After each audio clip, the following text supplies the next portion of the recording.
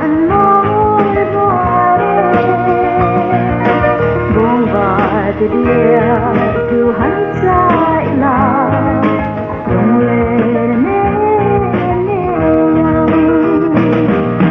vàng trên xưa lá qua trời âu mây lệ mây cứ xe lên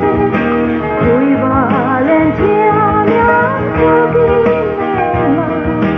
vẫn còn nghe ta tiếng buồn mã lên thái qua mặt trăng thứ mình từ đắng hai lối trên cần lên đó trang trí ngày lá ruộng lệ nào lúa em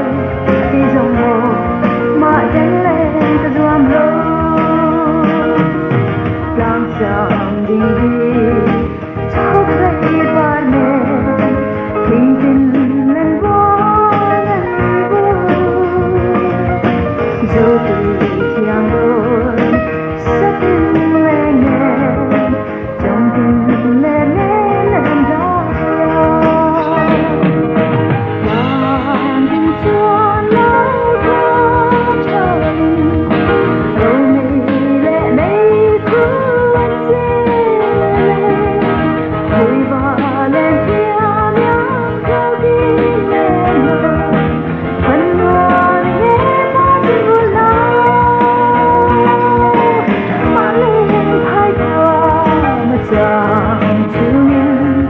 từ đắng hai lối trên cần lên đó trang trí ngày lá ruộng lệ nào lúa em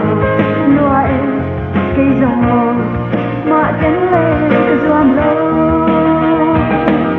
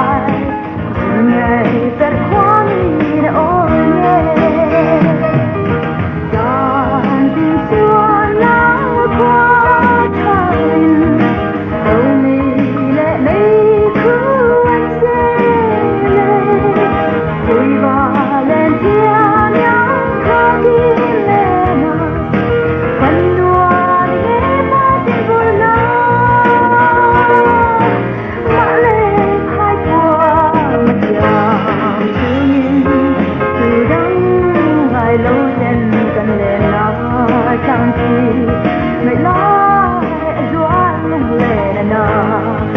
lúa em khi dòng màu mà đánh lên ta doam lâu ngày lá ruộng lệ nào lúa em khi dòng màu mà đánh lên ta doam lâu